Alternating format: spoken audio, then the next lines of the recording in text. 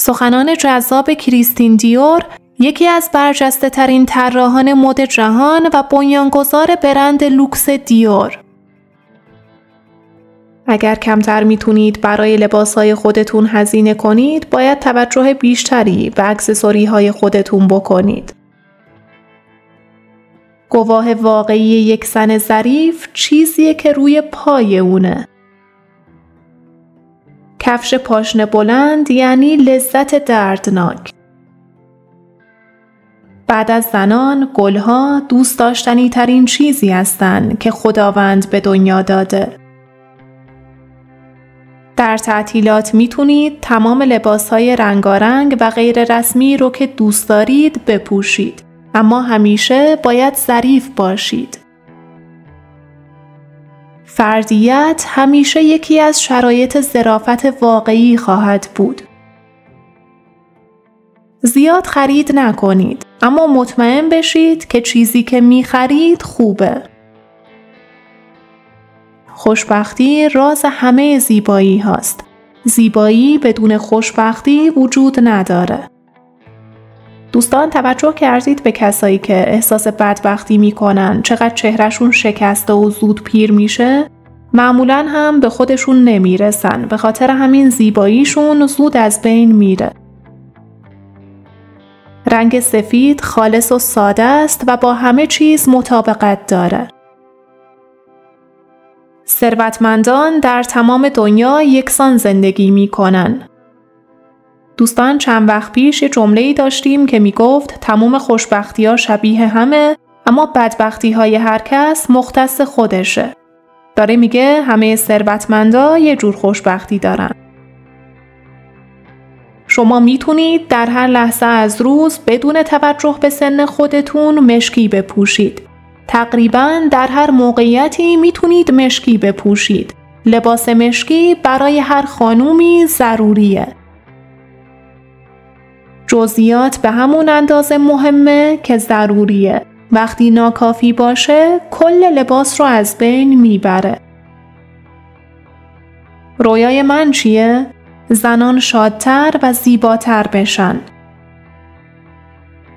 لباس یک قطعه از معماری زودگذره که برای افزایش تناسب اندام زن طراحی شده. این پول نیست که شما رو خوش‌پوش میکنه، بلکه درکه.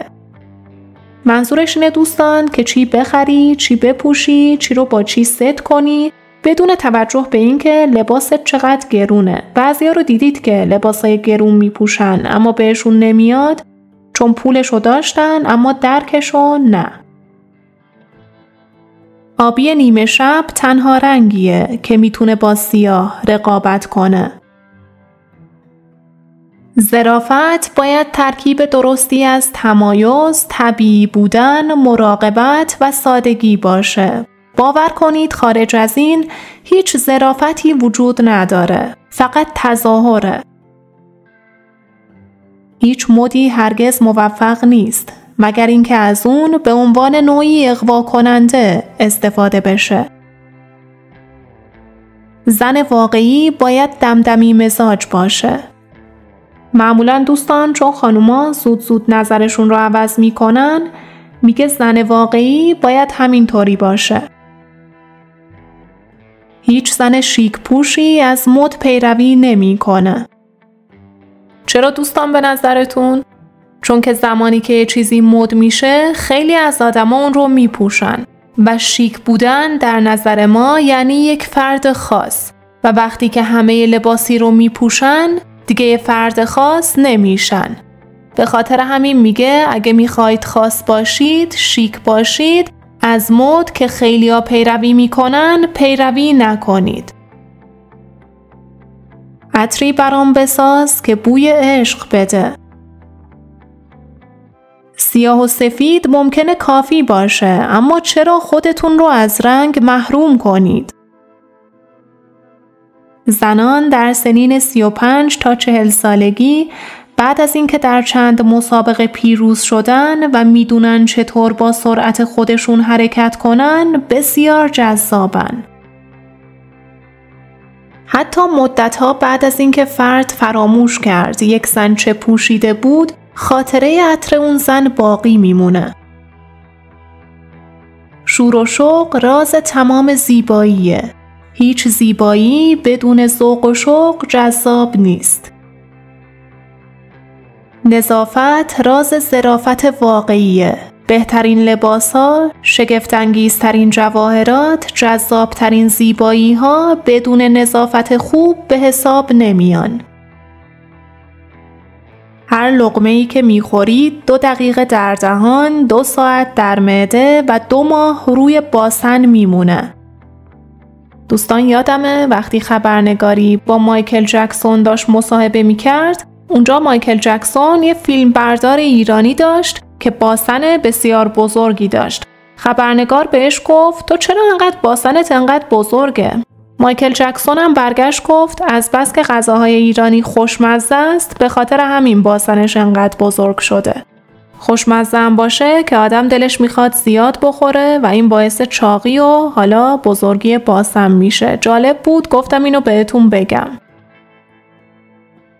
چیزی به نام زن زشت وجود نداره. فقط کسانی هستن که نمیدونن چطور خودشون رو جذاب کنن. اگر طبیعت رو به عنوان مثال در نظر بگیرید، هرگز نمیتونید واقعا اشتباه کنید. عطر یک زن بیشتر از دستخط او درباره او میگه. با طبیعی و صمیمانه بودن اغلب میشه بدون اینکه به دنبال انقلاب بود، انقلاب کرد. مشکی لاغر کننده ترین رنگ در بین تمام رنگ هاست. شیک ترینه. شما میتونید در هر زمان مشکی بپوشید. شما میتونید اون رو در هر سنی بپوشید. تقریباً برای هر مناسبتی میتونید اون رو بپوشید. میتونم کتابی در مورد رنگ مشکی بنویسم.